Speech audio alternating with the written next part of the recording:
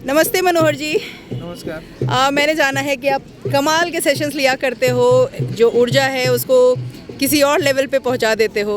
तो ये सिलसिला आपका ट्रेनिंग का, लोगों के साथ जुड़ने का इस तरीके से कब से शुरू हुआ? देखिए, हम तो क्लास 9 से ही ऐसे कर रहे हैं और होम टाउन आरा बिहार हुआ तो पहले उसके आसपास के एरिया में करते थे और अभी जो है IIT BHU में रिसर्च स्कॉलर हैं। तो चूँकि IIT का नेटवर्क पैन इंडिया है तो उसके थ्रू अलग अलग डिस्ट्रिक्ट और ज़िला प्रशासन के साथ ये होता है। मेजर मेरा काम जो है वो साइंस के इवेंट, साइंस शो करना है। ऐसे भी IRO ऑफिशियल करके है, उस पर बहुत या साइंस शो भाई मनोहर कुमार अगर सर्च करेंगे तो बहुत सारा उस तरह का मिल जाएगा। जो लोग ऑफलाइन मोड में नहीं आ पाते हैं वो वहाँ भी देख सकते हैं, बहुत सारे एक्सपेरिमेंट इस तरह का। जी। तो आप जब ये सब ट्रेनिंग लेते हैं, इससे जो युवा पीढ़ी है, जो लोग हैं, उसमें किस तरीके का मार्गदर्शन हो पाता है? क्या आपने क्या चेंजेस देखे हैं उनमें? देखिए, हमारा मोटो इतना ही है कि जो बच्चे साइंस को बोरिंग रूप में देख रहा था और जी। उसको लग रहा था कि यार ये क्या ही मतलब रट्टा मार ये सब है, तो उसको थोड़ा वो एकदम फन की तरह दिखता है जी। और उसको लगता है कि ये काफ़ी कमाल का एक्सपेरिमेंट है, कैसे हो रहा है, और वो जानने के लिए उत्सुक हो जाता है और खुद वो उसमें इन्वॉल्व भी होता है। ये जो साइंस होता है ना, ये क्लासरूम के वर्कशॉप जैसा नहीं है, बिल्कुल लगेगा ना कि बॉलीवुड का कंसर्ट चल रहा है। जी जी इस जी, तरह से इतने बहुत बड़े बढ़िया। लेवल पे होता है, 20-20 हज़ार की ऑडियंस होती जी, है। हमने उसके कुछ वीडियोस देखे हैं जिसमें कमाल का शानदार परफॉर्मेंस होता है। आपकी एंट्री एक सेलिब्रिटी की तरह होती है और जिस तरीके के एक्सपेरिमेंट्स आप कराते हो, सही में इनक्रेडिबल है। अब जब हम बात करें जिस यात्रा में आप आए हो, जागृति यात्रा में, इस जागृति यात्रा में आज आप 14 दिनों से हो, आपके अंदर क्या बदलाव हुआ है इन 14 दिनों में?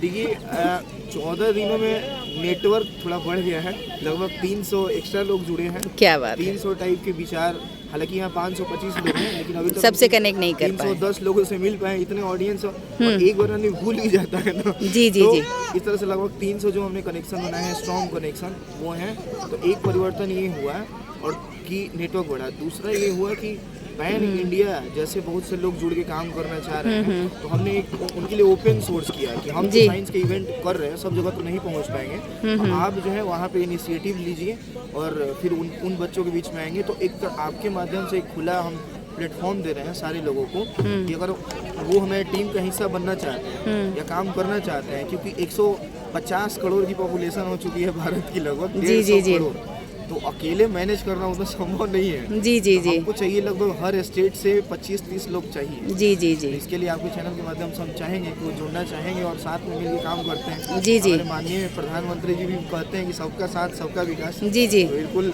वैसा ही होना चाहिए। बहुत सही, बहुत ही सुंदर। आप अब जागृति यात्रा की बात हो गई, आपके जर्नी की, आपकी यात्रा की बात हो गई। अब हम बात करते हैं युवा पीढ़ी की, जिनको आप ऑलरेडी मार्गदर्शन दे रहे हो। तो युवा पीढ़ी को हम समझते थे कि भटकी हुई जनता है। जब हम उनके साथ आज घूम रहे हैं, जब उनके साथ हम हर चीज़ को समझ रहे हैं, तो समझ में आता है ये एक विडंबना ही रही है कि हम उनको भटका हुआ समझ रहे थे। वो भी आज अपनी अपनी विचारधारा के साथ, अपने अपने तरीक़ों के साथ आगे बढ़ रहे हैं। तो उनके लिए कोई एक या दो आप सुझाव या कोई टिप्स देना चाहो? देखिए, युवा पीढ़ी जो है ना वो अपने इन्वायरमेंट को फॉलो करता है। एक उदाहरण हम देना चाहेंगे, 2 मिनट उसमें लेंगे हम, तो उदाहरण देना चाहेंगे कि जैसे ब्रिटिश काल में क्या होता था कि उनको पूरे वर्ल्ड पे राज करना था, तो उन्होंने जो रोल मॉडल बनाया ना, जो सेलिब्रिटी बनाया, वो साइंटिस्ट को बनाया, जिनको आप बोलते हैं Albert Einstein, sir Isaac Newton, क्योंकि उनको पूरे युवा को टेक्नोलॉजी की तरफ मोड़ना था, परमाणु हथियार और इस तरह के इनोवेशन चाहिए था। आप देखेंगे जितने इन्वेंशन हुए, जितने आविष्कार हुए हैं, वो 1800 से लेके और 1900 साल के बीच में हुए हैं। मार्कोनी हो गए, जेल बेयर्ड हो गए, जेम्स वाइट हो गए, कोई साइंटिस्ट उठा लीजिए, एक तरह से उन्होंने हवा क्रिएट कर दिया था और बच्चा उसको फॉलो करता था। हमारे यहाँ क्या हुआ, 1950 के बाद जब भारत में संविधान लागू हुआ, आज़ाद हो गया, तो यहाँ पे जो पूंजीपति थे 1980 के बाद के, तो उन्होंने क्या किया कि युवाओं को, अब देखिए जैसा रोल मॉडल आप क्रिएट करेंगे हाँ जी। हमारे यहाँ स्क्रीन पे हंसने गाने वाले, रोने वाले को, यानी अभिनेता को एज ए सेलिब्रिटी लेके आया गया।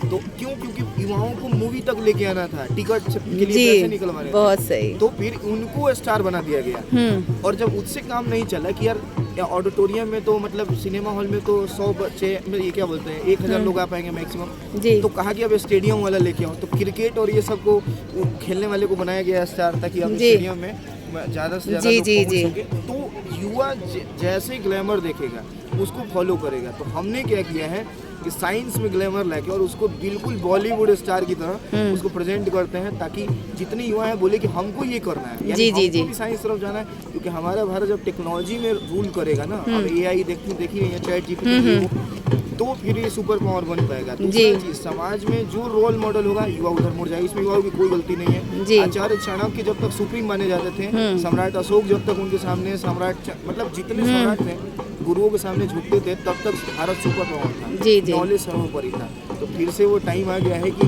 सारे एजुकेशनिस्ट और जो एजुकेशन फील्ड के लोग हैं, खासकर साइंटिस्ट, और उनको एज ए सेलिब्रिटी प्रोजेक्ट किया जाए जी, तब युवा उस तरफ मुड़ेगा। अगर आप दिखाएंगे कि सोशल मीडिया पे कि इंस्टा पे रील बनाने वाले के पास BMW है, तो बच्चा क्यों फिजिक्स में दिमाग खराब करे? बहुत सही बात वो इंस्टा पे रील ही ना बनाए। जी। तो हमारा मोटो ये है, हम ये जो शो करते हैं, अब कहेंगे लोग कि यार बच्चा तो पढ़ रहा है, फिजिक्स के टीचर इतने अच्छे हैं, केमिस्ट्री के सारे टीचर अच्छे हैं, हमारा काम पढ़ाना है ही नहीं। हमारा काम है उसके माइंड को ट्रिगर कर देना है कि वो बोले कि हमको इसके जैसा बनना है। बहुत सही, जी, ये मेन काम है। बहुत ही सुंदर बात। और अब एक आखिरी सवाल आपसे करूंगी आपके मातृभूमि बिहार के बारे में, क्योंकि मैं भी बिहार की हूँ, और जब हम बिहार की बात करते हैं तो बिहार की दुर्दशा हर जगह एक इस तरीके से देखा जाता है जैसे उसका कभी विकास हो ही नहीं सकता।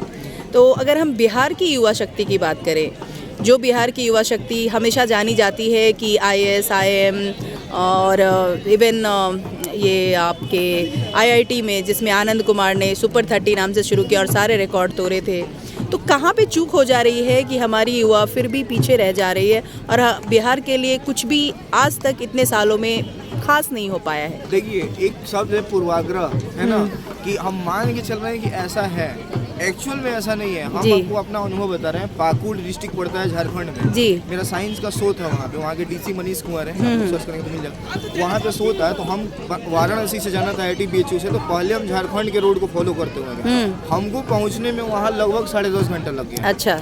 और फिर हम कहें कि यार ऐसा करते हैं, रिटर्न हम बिहार से होते हैं, वापस आने में हमको 6.5 घंटा लग गया। अच्छा। मतलब समझिए कि 4 घंटा का जो भी बचा, बिहार के रोड इतने इंफ्रास्ट्रक्चर इतने स्ट्रॉन्ग हो चुके हैं, जी। मतलब अब जाके देखिए बिहार क्या हाल है। दूसरा चीज, कोई भी गांव ऐसा बिहार में नहीं है जहां बिजली ना पहुंचा हो जी। इतने स्कीम है, मतलब कि कोई गवर्नमेंट देख लीजिए, 4 लाख बच्चे को जो मिल रहा है, सरकार जो दे रही है पढ़ाई करने के लिए बच्चे को, एकदम बिहार सरकार बहुत इस पे बढ़िया काम कर रही है कि जो पढ़ने है उसको 4 लाख दे भी रही है। मतलब ऐसा इनिशिएटिव है ना, जो बिहार में पहली बार हो रहा है और पूरे भारत के लिए ये है। और जो बोल रहे हैं आप कि बिहार में कुछ नहीं, एक बार जाके देखिए तो जितना मखाना का खेती आपके यहाँ जो होता है, पूरे भारत का 85% मखाना हमारे बिहार से आ रहा है। कैसे आप बोल रहे हैं कि बिहार पीछे है? दूसरा चीज, किसी भी, हम तो इतने राज्य में जाते हैं, किसी भी इंस्टीट्यूशन में चले जाइए, प्रीमियम इंस्टीट्यूशन में, चाहे इसरो हो, कहीं भी चले जाइए, बिहार के वहाँ लोग मिलेंगे ही मिलेंगे, हम लिख के दे रहे हैं। जी। तो बिहार बिल्कुल आगे नहीं, ये परसेप्शन है।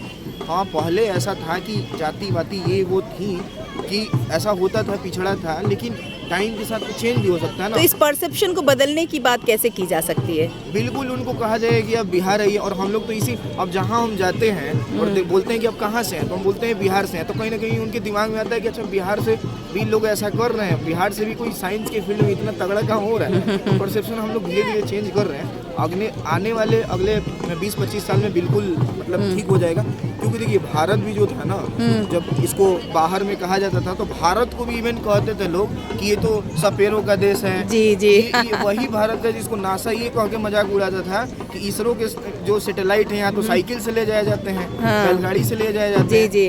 तो कहीं ना कहीं फिर भारत का परसेप्शन चेंज हुआ। सेम हाल बिहार के साथ है। जी। ठीक है, और बिहार का ही परसेप्शन चेंज होगा। ये थोड़ा बहुत जाके निगेटिव ये करने वाले लोग करते रहते हैं, लेकिन हम उनको बोलेंगे जो कर रहे हैं, किसी कहे पे मत जाइए, एक बार आप बिहार में आइए। बहुत सही, बहुत सही। तो चलिए, इसी बहाने मनोहर जी के हाथ से, मनोहर जी के साथ से और इनके जैसे लोगों की वजह से जो लोगों का परसेप्शन है वो बदलेगा, और साथ ही साथ ये जो यात्रा है वो सामूहिक यात्रा बनेगी। सिर्फ हम बिहार के लिए नहीं, संपूर्ण भारत के लिए, संपूर्ण वसुंधरा के लिए काम करेंगे। वसुधैव कुटुंबकम। बहुत धन्यवाद।